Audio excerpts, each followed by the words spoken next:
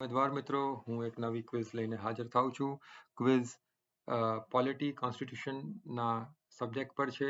GSSRB police constable અને અન્ય પરીક્ષાઓમાં આ વિષયમાંથી પ્રશ્નો અચૂકપણે પૂછાતા હોય છે. જનરલ સ્ટડીઝના પેપરમાં 10 પ્રશ્નો પ્રેસિડેન્ટ અને રાષ્ટ્રપતિ અને લોકસભા રાજ્યસભા પર તૈયાર કર્યા છે. આપ જરૂરથી વિડીયોના અંત સુધી બની રહેજો અને મારી ચેનલને જરૂરથી સબસ્ક્રાઇબ કરો. પહેલો પ્રશ્ન, સંઘની કારોબારી સત્તા નીચેનામાંથી કયામાં નિહિત છે? ઓપ્શન એ વડાપ્રધાન, ઓપ્શન બી ગૃહપ્રધાન, ઓપ્શન સી ઉપરાષ્ટ્રપતિ, ઓપ્શન ડી રાષ્ટ્રપતિ. પ્રશ્નનો સાચો જવાબ છે ઓપ્શન ડી રાષ્ટ્રપતિ. નીચેનામાંથી કયો લેખ રાષ્ટ્રપતિની માફી શક્તિ સાથે સંબંધિત છે? ઓપ્શન એ કલમ 71, ઓપ્શન બી કલમ 74, ઓપ્શન સી કલમ 72, ઓપ્શન ડી કલમ 75. પ્રશ્નનો સાચો જવાબ છે ઓપ્શન સી કલમ 72. રાષ્ટ્રપતિનો મહાભિયોગ નીચેનામાંથી કયા દ્વારા હાથ ધરવામાં આવે છે? Option A attorney general, option B ધારાસભાના સભ્યો, ઓપ્શન સી સંસદ, ઓપ્શન ડી વડાપ્રધાન.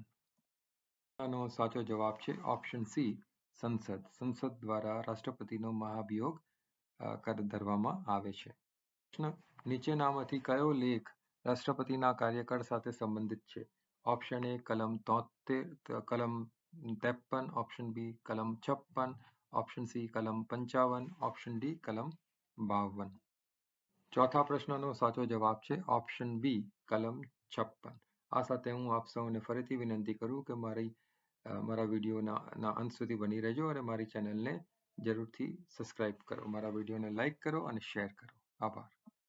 પ્રશ્ન, નીચેનામાંથી કયો લેખ રાષ્ટ્રપતિના મહાભિયોગ સાથે સંબંધિત છે? કલમ 65, કલમ 62, ઓપ્શન એ કલમ 65, ઓપ્શન બી કલમ 62, ઓપ્શન સી કલમ 64, ઓપ્શન ડી કલમ 61. પ્રશ્નનો સાચો જવાબ છે ઓપ્શન ડી કલમ 61. છઠ્ઠો પ્રશ્ન, દબાણ જૂથો છે? ઓપ્શન એ રાજકીય સંસ્થાઓ, ઓપ્શન બી આર્થિક સંસ્થા, ઓપ્શન સી નૈતિક સંસ્થાઓ, ઓપ્શન ડી સાર્વત્રિક પાત્રની સંસ્થાઓ. પ્રશ્નનો સાચો જવાબ છે ઓપ્શન ડી સાર્વત્રિક પાત્રની સંસ્થાઓ. પ્રશ્ન, દબાણ જૂથ આના પર દબાણ લાવી તેમના સભ્યોના હિતોને પ્રોત્સાહન આપવાનો પ્રયાસ કરે છે? ઓપ્શન એ કારોબારી, ઓપ્શન બી ન્યાયતંત્ર, ઓપ્શન સી કાયદાકીય, ઓપ્શન ડી ઉપરોક્ત તમામ.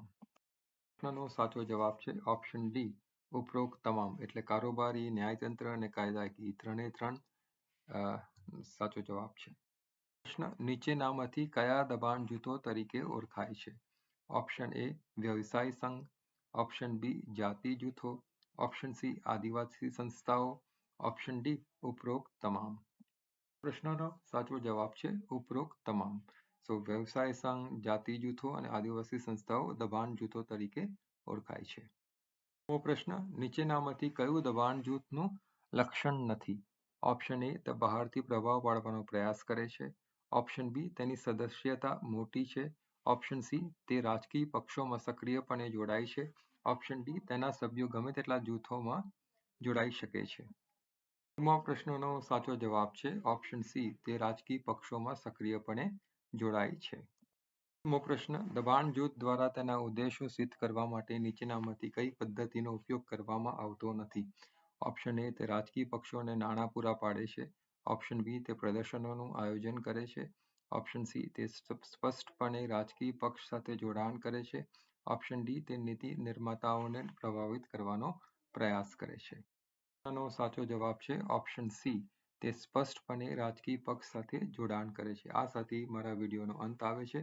આપ સૌને વિનંતી કરું હાથ જોડીને કે મારી ચેનલને સબસ્ક્રાઇબ કરજો, જેથી કરીને આવા અન્ય વિડીયો હું જ્યારે અપલોડ કરું ત્યારે એ અંગેની માહિતી આપ સુધી પહોંચે. ખૂબ ખૂબ આભાર.